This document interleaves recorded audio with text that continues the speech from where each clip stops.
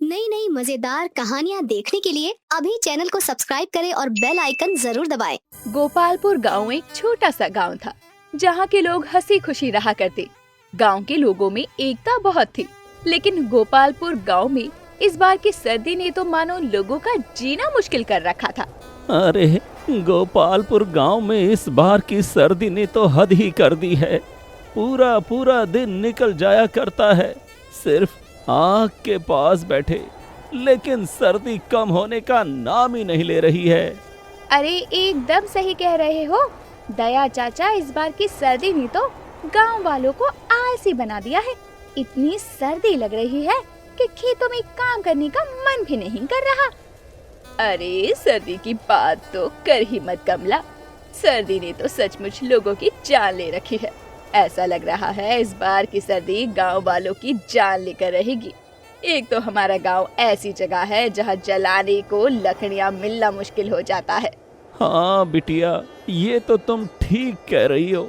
इसे भी कुदरत की मार समझकर झेल ही रहे हैं बेचारे गांव वाले। हाँ ये तो है। चलो मैं चलती हूँ, जमींदार जी के घर काम पर भी जाना है।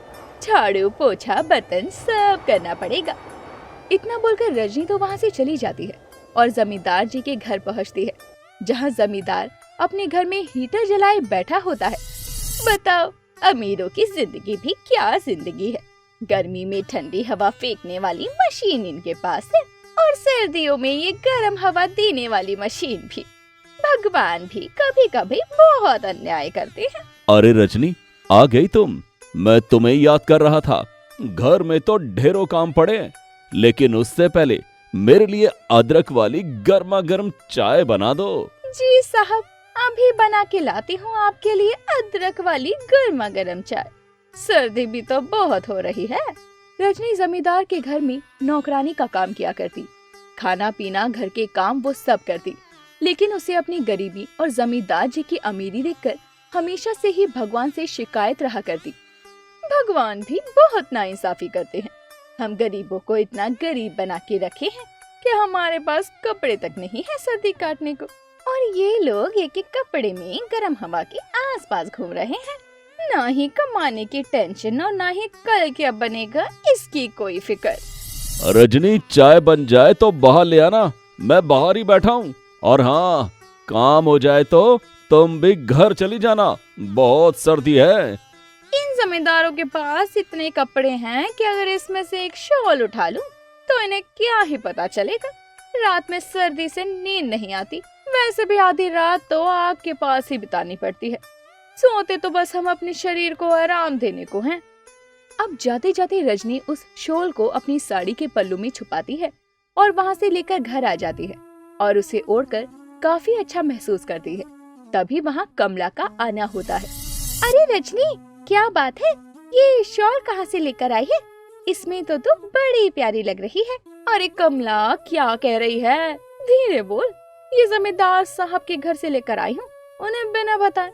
उन्हें भी कहाँ ही पता चलने वाला है कि उनके घर से एक शॉल गम हो गई है। अरे बात तो तेरी एकदम सही है रजनी, जमींदार साहब के पास भला किस चीज की कमी है, लेकिन अब तो तेरी रातें बड़ी अच्छी कटने वाली है।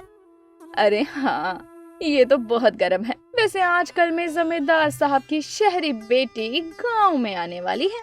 अच्छा, वैसे तो उसका यहाँ ना बेकार है इस सर्दी में, वो भी शहर में तो 100 सुविधाएं हैं सर्दी से बचने की, और यहाँ की सर्दी तो बस जान ले ले ऐसी सर्दी है।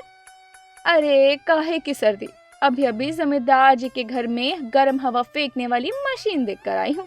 क्या गर्म हवा आती है, देखकर तू तो हैरान रह जाएगी। अरे हाँ रजनी, तू ठीक कह रही है। अमीरों के लिए क्या सर्दी और क्या गर्मी, उन्हें तो बस जन्नत नसीब है। गांव के लोगों पर ठंड का कहर दिन ब दिन मुश्किलें बढ़ा रहा था। ऐसे में लोग आग जलाकर एक जगह बैठने पर मजबूर थे, और तो और लोगों के पास तो अब जलाने को कुछ दिनों की लकड़ियां भी कम पड़ रही थी, और लोगों के लिए ये एक बहुत बड़ी मुसीबत बन चुकी थी। अरे बैठो बैठो, वैसे भी गोपालपुर गांव में इस बार ठंड कुछ ज्यादा ही हो गई है। अरे कमला, रजनी, ये मेरी बेटी नेहा, जो शहर से इंजीनियरिंग की डिग्री लेकर आई है। नमस्ते मैडम, मैं रजनी हूँ, आपके घर पर काम करती हूँ। अरे आप तो मुझे शर्मिंदा कर रही हैं। मैं यहाँ आप लोगों से ही मिलने आई हूँ। वैसे सच में पिताजी, गांव में शहर से दुगनी ठंड है, बहुत सर्दी है यहाँ तो। अभी तो आपको यहाँ आना ही नहीं चाहिए था, शहर में तो इतनी सर्दी नहीं होगी ना। नेहा गांव में घूमती है तो देखती है गांव में लोग ठंड की मार से जूझ रहे थे, और तो और गांव के लोगों की हालत भी बहुत बद से बदतर थी। गांव के लोग तो ठंड से बेहाल हैं, लेकिन वो अपनी जरूरत पूरी भी कैसे कर रहे हैं। मुझे उनके लिए कुछ तो करना होगा, लेकिन मैं क्या कर सकती हूँ, मुझे कुछ समझ नहीं आ रहा। अरे नेहा, अब तक जाग रही हो? लगता है नींद नहीं आ रही है तुम्हें। आओ यहाँ अकेले मत बैठो, हीटर के पास बैठकर काम कर लो। हाँ पिताजी, मैं सो जाऊंगी, आप सो जाओ, मुझे थोड़ा काम है। और ये क्या है तुम्हारे हाथ में? ये तो कोई नक्शा लगता है। हाँ पिताजी, ये इस गांव का नक्शा है। मैं आज गांव गई तो लोगों को ठंड से बेहाल देखा और मैंने उन्हें ठंड से बचाने का फैसला किया है। लेकिन ये कैसे संभव है? ये तो भगवान की देन है। नेहा अब अगली सुबह ही गांव पहुंचती है।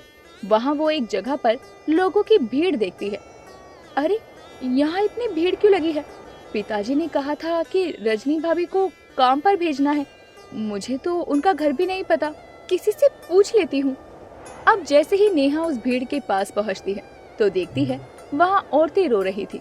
तभी नेहा पास खड़ी कमला से कहती है, जी क्या हुआ यहाँ पर? ये रो क्यों रही है? सब ठीक तो है ना? नहीं नहीं, कुछ भी ठीक नहीं है। रजनी, दया चाचा अब इस दुनिया में नहीं रहे।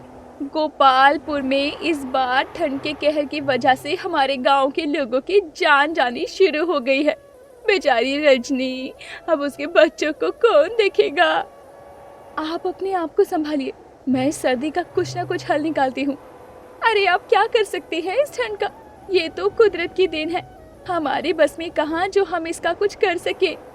नेहा ये सब देखकर और सुनकर और परेशान हो जाती है और अपने घर आकर अपने लैपटॉप को लेकर बैठ जाती है और सोलर यंत्र सर्च करती है और कई सारे सोलर यंत्र ऑर्डर करती है, जो कि शाम तक गोपालपुर गांव में भी आ जाते हैं। अरे ये क्या भला है? अरे बिटिया, ये क्या है? गांव में कुछ बना रही हो क्या? ये आप सभी गांव वालों को ठंड से बचाने के लिए है। अभी ये आप लोगों की घरों की छतों पर लगाया जाएगा। लेकिन हमारे घर तो पक्के नहीं है, ये हमारे घर के ऊपर टिकेगा भी। सब होगा, आप ये सब गांव वालों की छत पर लगा दीजिए। गांव वालों को कुछ भी समझ नहीं आता कि जमींदार की बेटी जो शहर से अभी कुछ दिनों पहले आई थी, वो गांव में क्या लगवा रही है। लोगों में इसी बात की चर्चा का विषय बना हुआ था। लेकिन जब सभी गांव वालों की झोपड़ी के ऊपर सोलर यंत्र लगने लग जाता है तो नेहा गांव वालों को इकट्ठा करके कहती है, मुझे पता है आप लोग चिंता में हैं। आखिर ये मैंने आप लोगों के घरों के ऊपर क्यों लगवाया? ये आपके घरों को और आप सभी को ठंड से बचाने के लिए लगा है। मतलब अब इससे धीरे धीरे सर्दी चली जाएगी? नहीं नहीं, ऐसा कुछ नहीं है।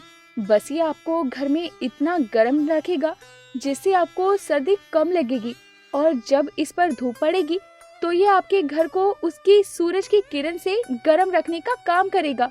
बिटिया, तो तुम इसी की पढ़ाई की हो? ये तो तुमने गोपालपुर गांव के लिए बहुत बढ़िया काम किया है। गांव में वैसे भी हमने इस ठंड की वजह से अपनों को खोया है। अब इस गांव में ठंड के कहर से किसी और की मौत नहीं होगी।